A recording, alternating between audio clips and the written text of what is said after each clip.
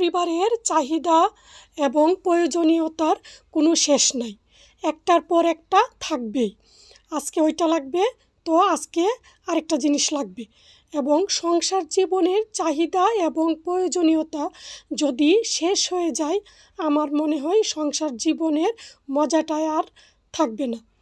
সেহেতু সেই অনুযায়ী কিন্তু আমরা চাকরি, ব্যবসা বাণিজ্য করে থাকি এবং অর্থ উপার্জন করে থাকি সংসার জীবনের চাহিদা এবং প্রয়োজনীয়তা মেটানোর জন্য। হ্যালো এভরিওয়ান, আসসালামু আলাইকুম। আমি হ্যাভেন লাইফস্টাইল থেকে হ্যাভেন আরেকটি নিউ ভিডিও দেখার জন্য আপনাদেরকে আমন্ত্রণ জানাচ্ছি। আশা করছি আল্লাহর অশেষ রহমতে আমার আপু ভাইয়ারা অনেক ভালো আছেন। আলহামদুলিল্লাহ, আমরাও ভালো আছি। বছরের শুরুতে বাবার কাছ থেকে ছেলে পেল খুবই প্রয়োজনীয় একটা জিনিস, সেটা আজকে আপনাদের সাথে শেয়ার করব। সেজন্য দেখেন আমি কিন্তু কাজে লেগে গিয়েছি। এখানে এই যে পড়ার টেবিলটা, সেটাই ছেলে পেল বাবার কাছ থেকে। পড়ার টেবিলটা আমি খুবই শখ করে, পছন্দ করে, কালার চুজ করে অর্ডার দিয়ে এসেছিলাম। অবশেষে ভাইয়ারা বাসায় নিয়ে এসেছে এবং আমি খুব সুন্দরভাবে মুছে ক্লিন করে নিচ্ছি।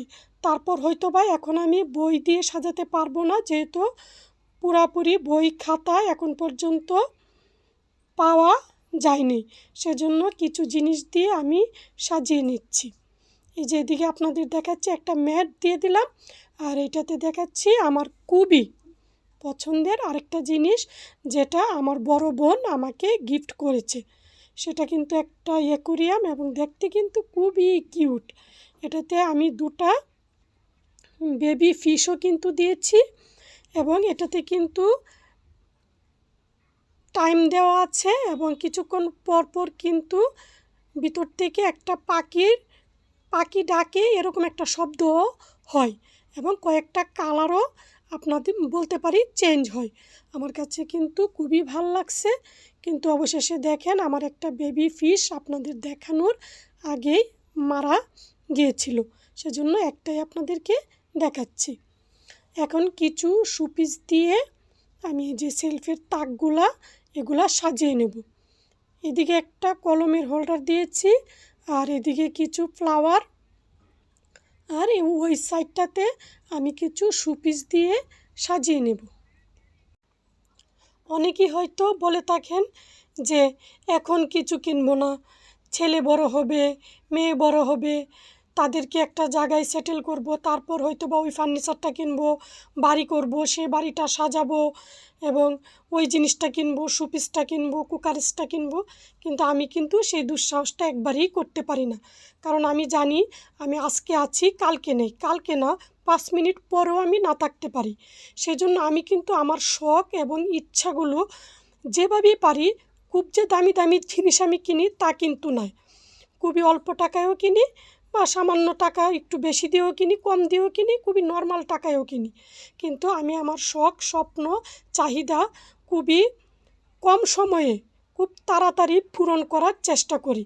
কারণ যেহেতু এই পৃথিবী থেকে আকপিচ আমাকে যেতেই হবে, আমার চাহিদা, স্বপ্ন, শখগুলা সেহেতু আমাকে এই সময়টাতেই পূরণ করতে হবে। হ্যাঁ, হয়তো বা অনেকেই বলেন যে পরে করব, জমাবো, তারপর করব। হয়তো বা এরকমও হয় যে অনেকের ধারণা যে আজকে না অনেক দিন পরে করব, তখন হয়তো বা অনেকগুলো টাকা জমবে, আমি নির্দিষ্ট টাকা দিয়ে করব।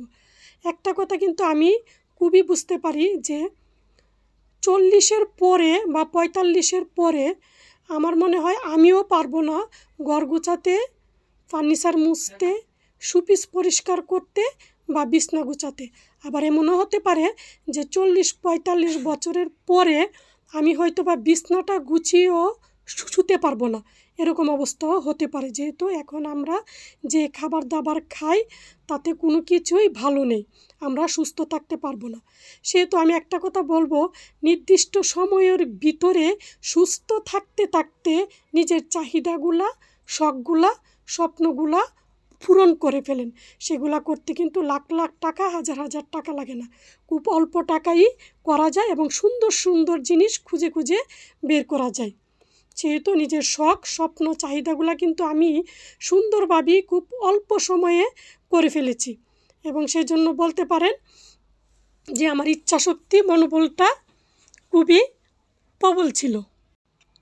এই মুহূর্তে যারা আমার ভিডিওটি দেখা শুরু করেছেন প্লিজ একটা লাইক দিয়ে ভিডিওটি কন্টিনিউ করবেন, আর আপনাদের একটি লাইক একটা শেয়ারের কাজ করে। এই যে আমি আমার কফি কর্নারটা সাজিয়ে নিচ্ছি, সেজন্য আমি কিছু জার খালি হয়েছিল জারগুলা রিফিল করে নিচ্ছি। এই যে টি কফি কর্নারটা আমার মনে হয় না এই জিনিসটা আমি খুব সহজেই করে ফেলেছি, কারণ এই জিনিসটা করার জন্য কিছুদিন আগে আমার বিবাহবার্ষিকী ছিল, সেটার জন্য আপনাদের ভাইয়া আমাকে টাকা দিয়েছিল একটা 3 পিস কেনার জন্য। কিন্তু আমি কীরকম মহিলা সেটাও নিশ্চয়ই আপনারা এতদিনে আমাকে যারা চিনেন বুঝতেই পারছেন। আমি সে জামাটা কিনি নাই, না কিনে আমি মার্কেটে চলে গেছি। সেখান থেকে আমি এই যে সেলফ, এই যে আয়নাটা দেখছেন এগুলা, বা এই যে রানারগুলা, এগুলা কিনেছি। হয়তো বা অন্য কোনো আপু হলে সেটা দিয়ে জামা কিনতো বা একজোড় কানের দুল কিনতো, কিন্তু সেটা আমি একদমই করি না। আমার এইসব জিনিসের চাইতে বাসা সাজানোর জিনিসগুলাই বেশি পছন্দের, সেজন্য আমি কিন্তু কিনতে পারলাম না, আমি গিয়ে এই জিনিসগুলা কিনে নিয়ে আসছি। এই যে আমার এই সেলফি কিন্তু আমি 3টা কফি মগও রেখে দিয়েছি, আর এদিকে হচ্ছে আমার পছন্দের নাড়ু, সেটাও রেখে দিয়েছি। আর এই যে এদিকে একটা লবণদানি রেখেছি, আর এই যে এই জারটা আমি এদিকে দিয়েছি যেন পানি খাওয়া যায়। যারা লিভিং রুমে থাকবে হয়তো বা অনেক সময় পানি দরকার হয়, সেজন্য আমি এখানে সাজিয়ে দিয়েছি। এবং এই জিনিসগুলো কিন্তু আমি ধীরে ধীরে আস্তে আস্তে কিনেছি, খুব সহজেই অনেকগুলো টাকা হাতে ছিল কিনে ফেলেছি তা কিন্তু নয়। আমাকে অবশ্যই একটা আপু জিজ্ঞাসা করছিল যে আপনি জিনিসগুলো কিনেন কিভাবে। তখন আমি তাকে বলছিলাম যে তোমরাও কিন্তু পারবা আমার মতো কিনতে। যেমন আমাকে কোনো কসমেটিকের জন্য টাকা দিলে বা কোনো কাপড়ের জন্য টাকা দিলে আমি কিন্তু সেগুলো দিয়ে কিছুই কিনি না। আমি গিয়ে এই জার কিনি, শোপিস কিনি, বলতে পারেন টিস্যু হোল্ডার কিনি, মানে যা সামনে পাই তাই কিনি। আমি আমার জন্য কিছুই এখন কিনি না বলতে তা না যে আমি একবারই কিনি।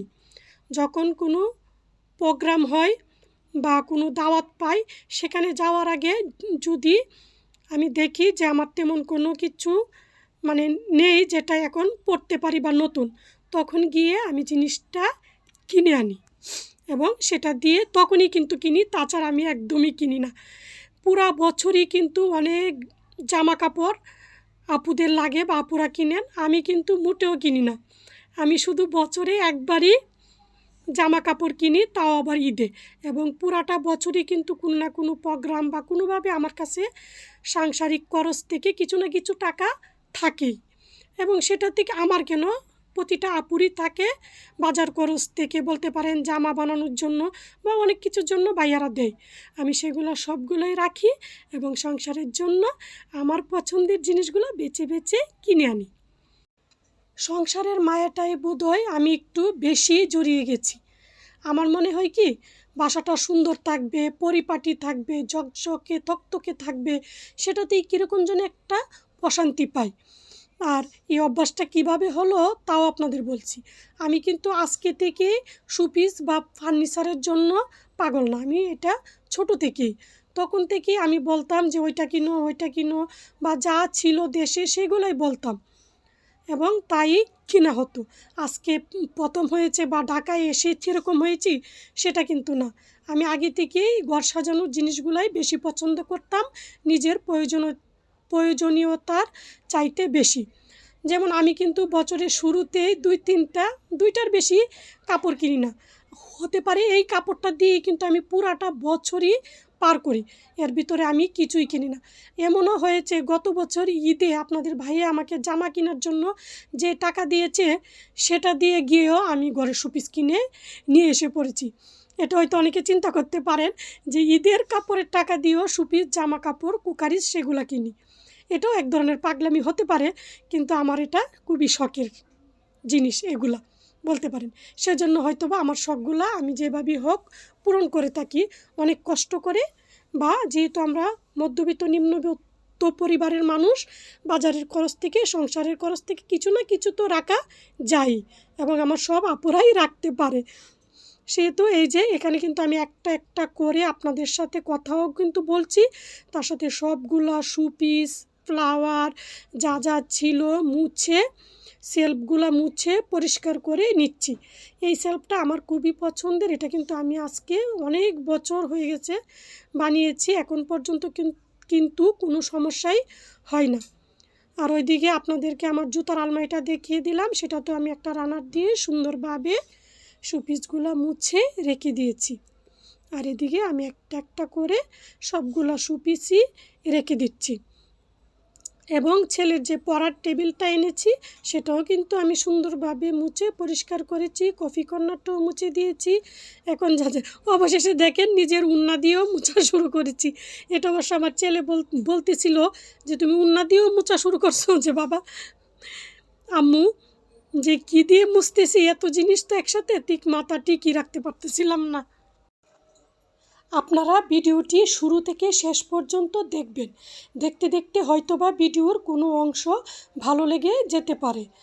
আর আপনারা যারা এরকম লাইফস্টাইল ব্লগ দেখতে চাইলে আমার চ্যানেলটি সাবস্ক্রাইব করে পাশে থাকা বেল বাটনটি অন করে দেবেন, তাহলে পরবর্তীতে যখনই আমি ভিডিও ছাড়ব আপনার কাছে নোটিফিকেশন চলে যাবে, আপনি আপনার সময় সুযোগ করে দেখে নিতে পারেন। আর যারা অলরেডি আমার চ্যানেলটি সাবস্ক্রাইব এবং লাইক করেছেন তাদের প্রতি রইল অসংখ্য অসংখ্য ধন্যবাদ। আপনারা কমেন্টস করে জানাতে পারেন আমার ভিডিওগুলো কীরকম হচ্ছে। এখন আমি এই যে পিঙ্ক কালার সোফাটা, সেটা কিন্তু আমার ছেলে আমার জন্য পছন্দ করে অর্ডার দিয়েছিল এবং সব কিছু সেই অর্ডার দিয়েছে, সেই পছন্দ করেছে যে আম্মু এটা তোমার জন্য। আর আমি পছন্দ করে ছেলের জন্য নীলটা এনেছিলাম। এখন বলেন তো আমার সোফাটা বেশি সুন্দর হয়েছে না আমার ছেলে আমার জন্য যেটা এনেছে সেটা সুন্দর হয়েছে? সোফাটা কিন্তু মোটামুটি বেশ সুন্দর লাগতেছিল এবং বিশেষ করে আমার ছেলে পছন্দ করছে, সেজন্য হয়তো বা আরও বেশি লাগছিল। এবং আরেকটা কথাটা বলি আপনাদের, এই সোফাটা কেনার প্রায় সবটা টাকাই কিন্তু আমার ছেলের, সেজন্য এটা আমার জীবনের বলতে পারেন খুবই গুরুত্বপূর্ণ একটা উপহার। আর এই যে এক এক করে আমি কিন্তু আজকে অনেক কথাই বলেছি এবং আমি কিন্তু একটা জিনিসে খুবই বিশ্বাসী যে ছেলে মেয়ের জন্য করব, হ্যাঁ অবশ্যই করব। ছেলে মেয়েকে মানুষের মতো মানুষ করার জন্য তাদেরকে সুন্দর পরিবেশ দেব, লেখাপড়া করার সুযোগ দেব, তাদের সকল শখ চাহিদা ইচ্ছা পূরণ করার জন্য প্রতিটা মা বাবাই অনেক কিছু করে, আমরাও করব। কিন্তু ছেলে মেয়ের শখ চাহিদা পূরণ করতে গিয়ে নিজের ইচ্ছা শখ চাহিদা সব কিছুই মেরে ফেলবো, সেটাও কিন্তু ঠিক নয়। আমি আমার ছেলে মেয়েকে আমরা সবাই এমনভাবে গড়ব যেন তারাই তাদের জন্য অনেক কিছু করতে পারে এবং আমরা আমাদের শখগুলো স্বপ্নগুলো, আমরাও কিন্তু মানুষ, আমাদেরও শখ আছে স্বপ্ন আছে, সেগুলো পূরণ করব। ছেলে মেয়েদেরকেও মানুষের মতো মানুষ করব। সেটা করার জন্য নিজেকে একবারে সব ত্যাগ করে দিতে হবে, সেটা মানতে আমি একটু নারাজ। এখন কিন্তু এক এক করে আমি পুরোটা ঘরই আপনারা দেখলেন ঝাড়ু দিলাম, বলতে পারেন পুরো বাসাটাই ঝাড়ু দিয়েছি, মপ করেছি এবং জায়গায় জায়গায় পাপুসগুলা বিছিয়ে দিচ্ছি। এই যে এদিকে আমার পছন্দের নীল সোফাটা, যেটা আমার যেহেতু ছেলে, আমি চেয়েছিলাম একটা নীল সোফা কিনবো, সেটা কিনেছি। এখন বলেন আমার সোফাটা বেশি সুন্দর না আমার ছেলে আমার জন্য যেটা দিয়েছে সেটা সুন্দর? আমার মনে হয় আমার ছেলে আমাকে যেটা দিয়েছে সেটাই বেশি সুন্দর উপহার। এবং এই সোফাটাও কিন্তু খুব রাজকীয় লাগতেছে, এটা আপনারা আমাকে জানাতে পারেন বা পচা লাগলেও বলতে পারেন, কোনো সমস্যা নাই। আর এদিকে হচ্ছে আমার পছন্দের সেই দোলনাটা, এটারও কিন্তু একটা কাহিনী আছে। এটাও কিন্তু আমার একটা বিবাহবার্ষিকীর টাকা, যেটা দিয়ে হয়তো বা আমি একটা গয়না মানে একটা স্বর্ণের কোনো জিনিস বা একটা কিছু একটা কিনতে পারতাম নিজের জন্য, না কিনে আমি গিয়ে এই দোলনা কিনে নিয়ে আসছি। এবং দোলনাটা কিন্তু আমার খুবই পছন্দের, আমি এই কালারটা পছন্দ করেই এনেছি। আর এই যে আমার ছেলের পছন্দের পড়ার টেবিলটা, সেটা এনে দিয়ে অবশ্য ছেলেকে বলছিলাম যে বাবা এখন তুমি ক্লাস 10-এ পড়ো, কিছু একটা করে মাকে দেখাও, যে একটা ভালো রেজাল্ট করো, যেন মার মুখটা উজ্জ্বল হয় এবং মা যেন খুব খুশি হয়। এবং সেটার জন্য তাকে অনেক কিছু আমি বলতেছিলাম। আর এদিকে দেখেন আমার টি কর্নারটা আলহামদুলিল্লাহ খুবই সুন্দর লাগতেছিল আমার কাছে। আপনাদের পচা লাগলেও জানাতে পারেন, ভালো লাগলেও জানাতে পারেন। আর এদিকে এই যে আমার আরেকটা সোফা, আর এদিকের যে সেলফটা এটা কিন্তু অন্য দিকে ছিল, এটা আমি এদিকে নিয়েছি। আর এদিকে দারাজের জিনিসগুলা, এগুলা প্লেটগুলা কিন্তু আমার খুবই পছন্দের, হ্যাঙ্গিং প্লেটগুলা। আর এদিকে আরেকটা সেলফ, এটাও দারাজের। আর এদিকের জিনিসগুলো আমি আড়ং থেকে এনেছি এবং এখানে হ্যাং করে দিয়েছি। আর এই ফ্লাওয়ার বাসটা সেটা কিন্তু আমার খুবই পছন্দের। আর এদিকে আবার আড়ংয়ের 3টা সেলফ ছোট ছোট। আর এদিকে কিছু জিনিস, আর এদিকে আমার পছন্দের ক্যাবিনেটটা। ভিডিওর শুরু থেকে শেষ পর্যন্ত আমার কথায় যদি কোনো ভুল ত্রুটি হয়ে থাকে প্লিজ ক্ষমা সুন্দর দৃষ্টিতে দেখবেন। আপনাদের দীর্ঘায়ু এবং সুস্বাস্থ্য কামনা করে নতুন আরেকটি ভিডিও দেখার আমন্ত্রণ জানিয়ে আজকের ভিডিওটি এখানেই শেষ করছি। আল্লাহ হাফেজ, আসসালামু আলাইকুম।